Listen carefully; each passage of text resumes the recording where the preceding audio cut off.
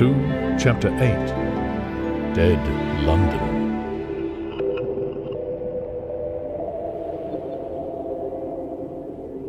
After I had parted from the artillerymen, I went down the hill and by the high street across the bridge to Fulham. The red weed was tumultuous at that time, and nearly choked the bridge roadway, but its fronds were already whitened in patches by the spreading disease that presently removed it so swiftly. At the corner of the lane that runs to Putney Bridge Station, I found a man lying. He was as black as a sweep with the black dust, alive, but helplessly and speechlessly drunk. I could get nothing from him but curses and furious lunges at my head. I think I should have stayed by him but for the brutal expression on his face. There was black dust along the roadway from the bridge onwards, and it grew thicker in Fulham. The streets were horribly quiet. I got food, sour, hard and mouldy, but quite eatable, in a baker's shop here.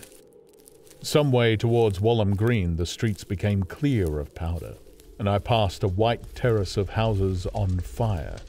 The noise of the burning was an absolute relief. Going on towards Brompton, the streets were quiet again.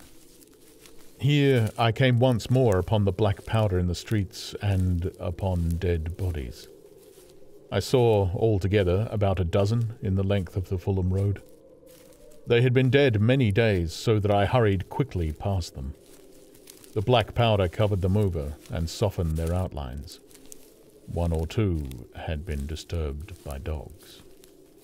Where there was no black powder, it was curiously like a Sunday in the city, with the closed shops, the houses locked up and the blinds drawn, the desertion and the stillness. In some places, plunderers had been at work, but rarely at other than the provision and wine shops.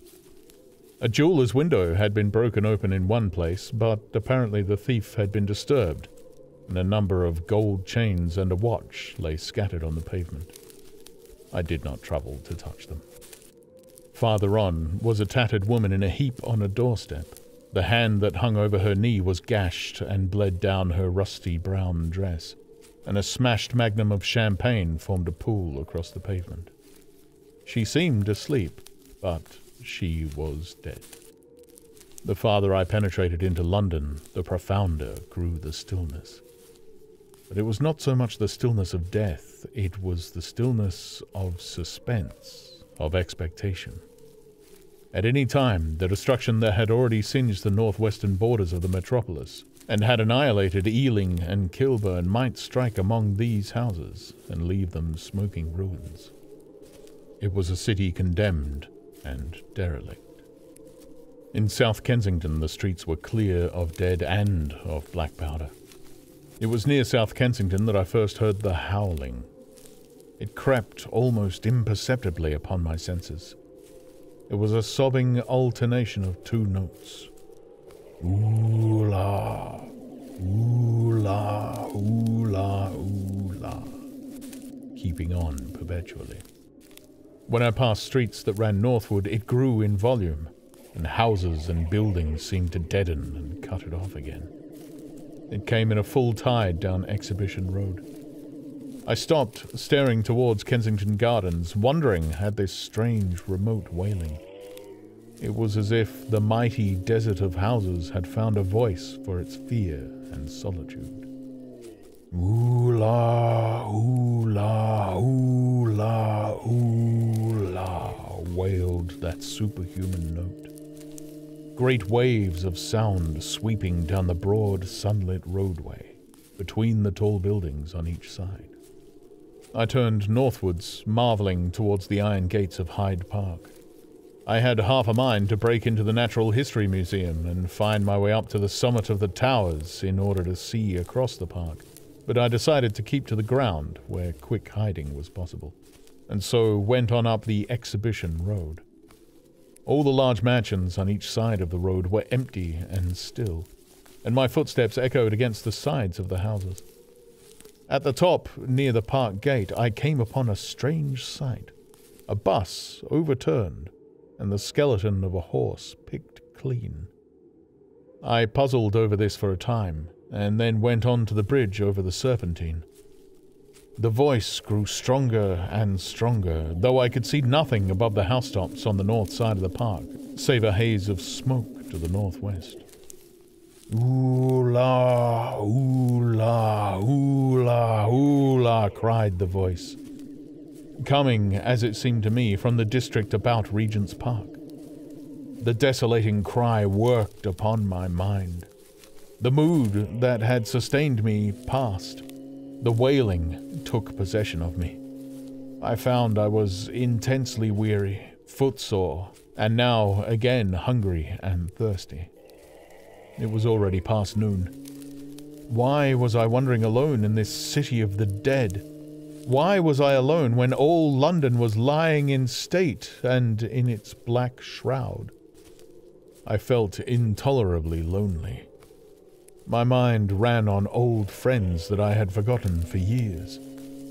I thought of the poisons in the chemist shops, of the liquors the wine merchant stored.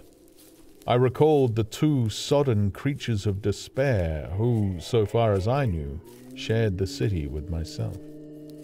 I came into Oxford Street by the Marble Arch, and here again were black powder and several bodies, and an evil, ominous smell from the gratings of the cellars of some of the houses.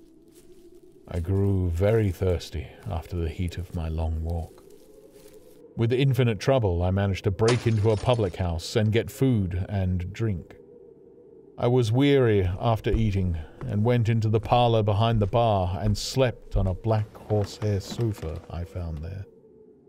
I awoke to find that dismal howling still in my ears. Ooh-la, ooh-la, ooh-la, ooh-la. It was now dusk, and after I had routed out some biscuits and a cheese in the bar, there was a meat safe, but it contained nothing but maggots. I wandered on through the silent residential squares to Baker Street.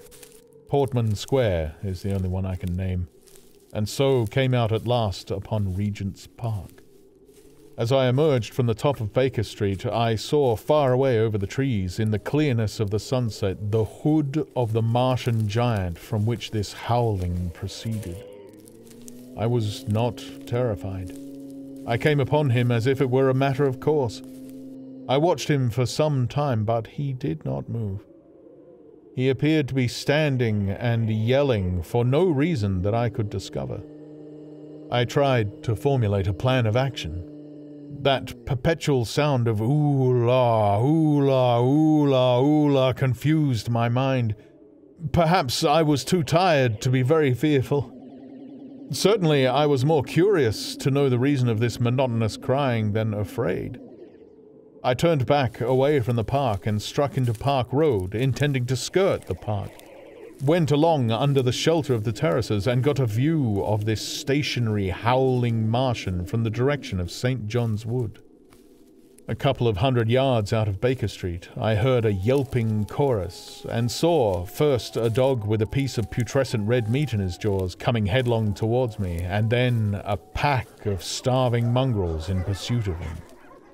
He made a wide curve to avoid me, as though he feared I might prove a fresh competitor.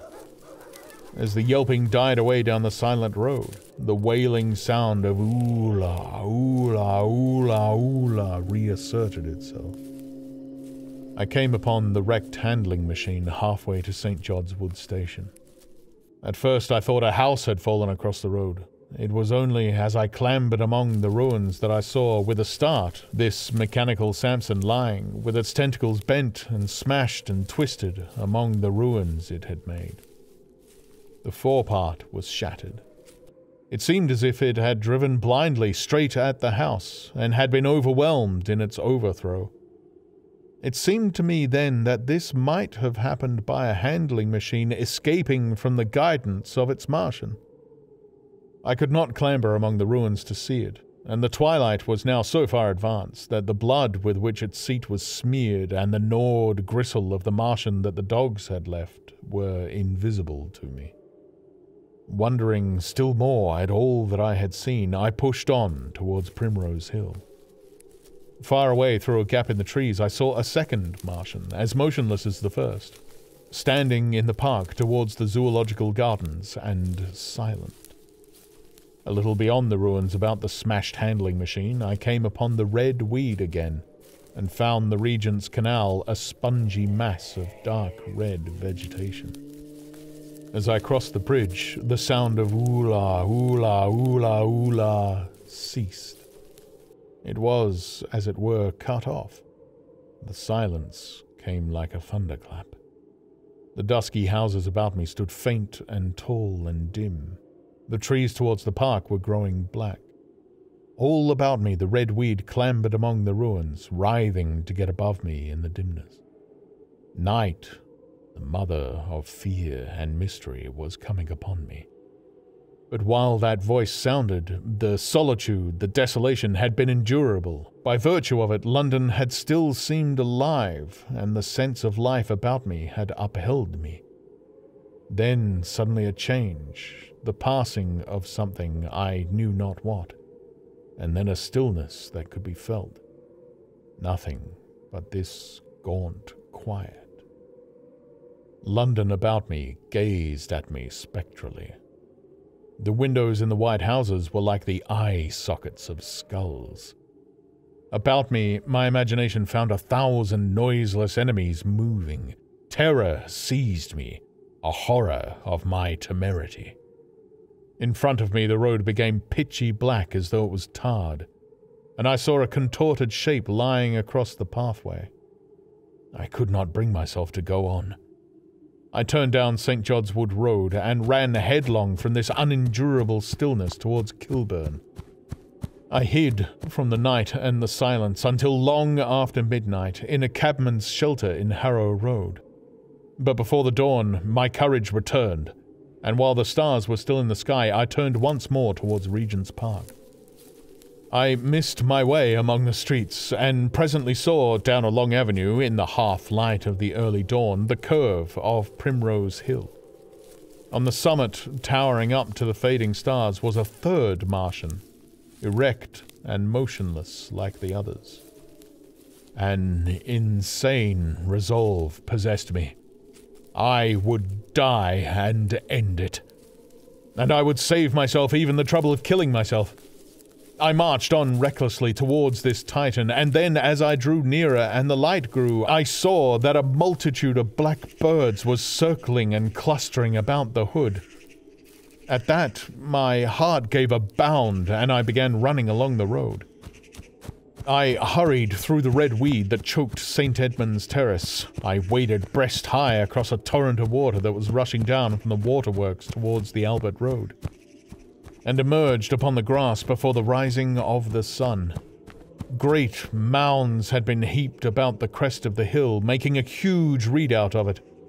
It was the final and largest place the Martians had made, and from behind these heaps there rose a thin smoke against the sky. Against the skyline, an eager dog ran and disappeared.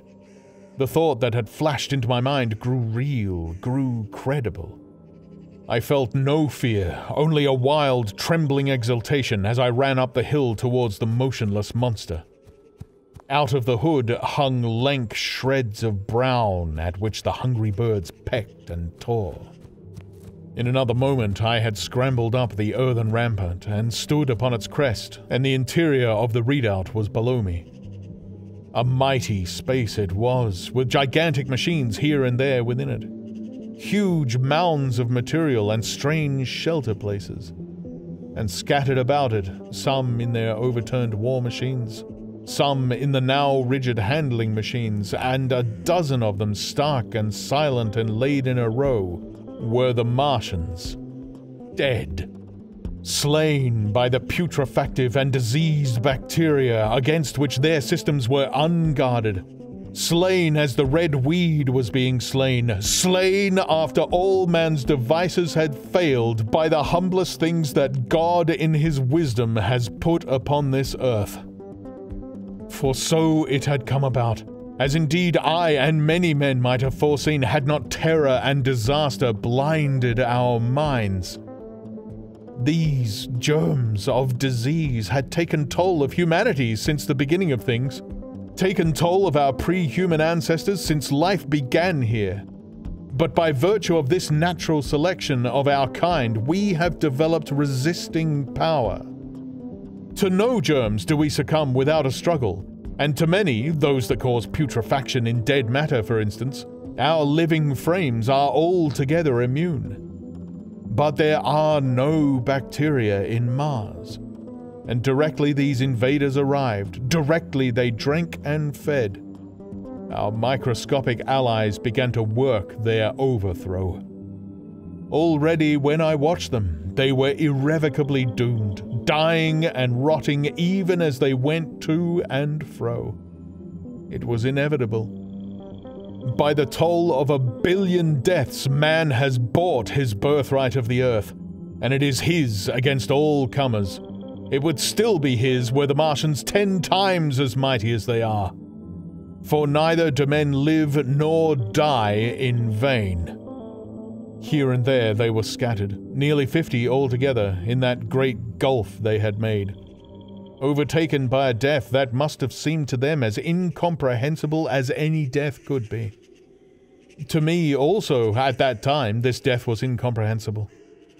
All I knew was that these things that had been alive and so terrible to men were dead. For a moment, I believed that the destruction of Sennacherib had been repeated, that God had repented, that the angel of death had slain them in the night. I stood staring into the pit, and my heart lightened gloriously, even as the rising sun struck the world to fire about me with his rays. The pit was still in darkness.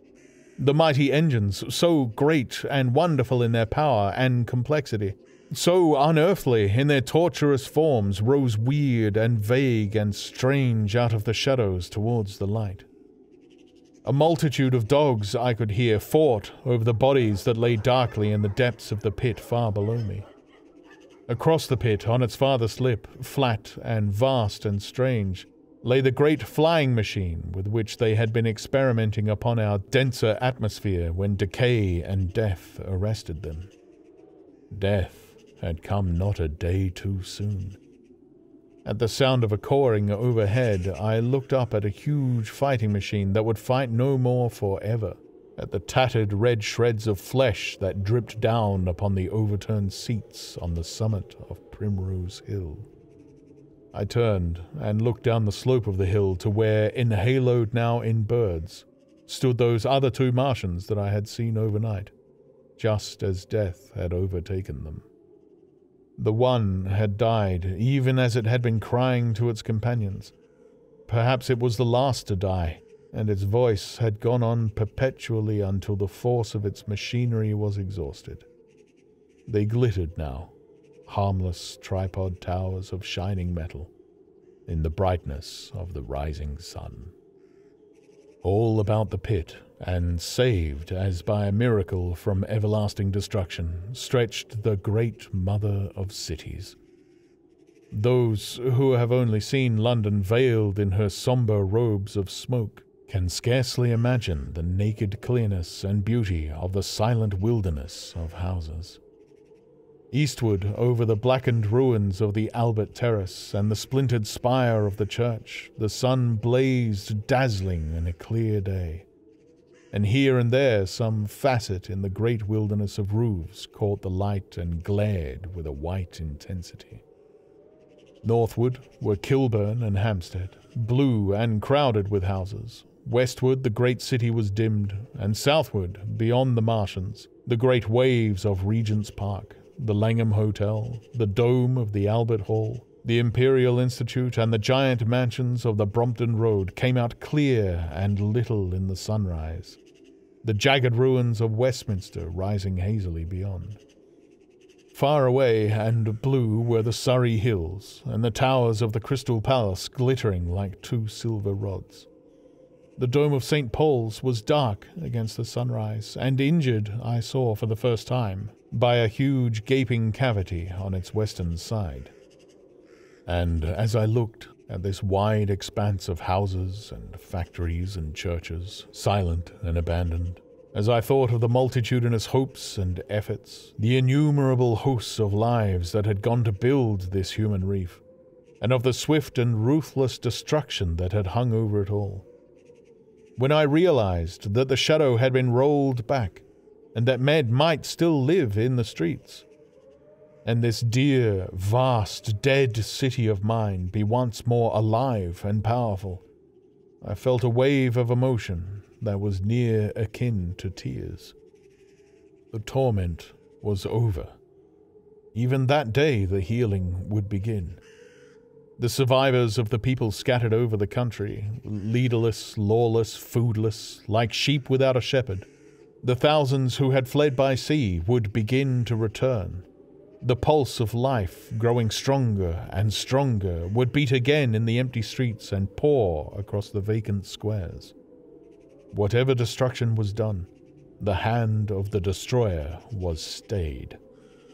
All the gaunt wrecks, the blackened skeletons of houses that stared so dismally at the sunlit grass of the hill, would pleasantly be echoing with the hammers of the restorers and ringing with the tapping of their trowels. At the thought, I extended my hands towards the sky and began thanking God. In a year, thought I, in a year. With overwhelming force came the thought of myself, of my wife, and the old life of hope and tender helpfulness that had ceased forever.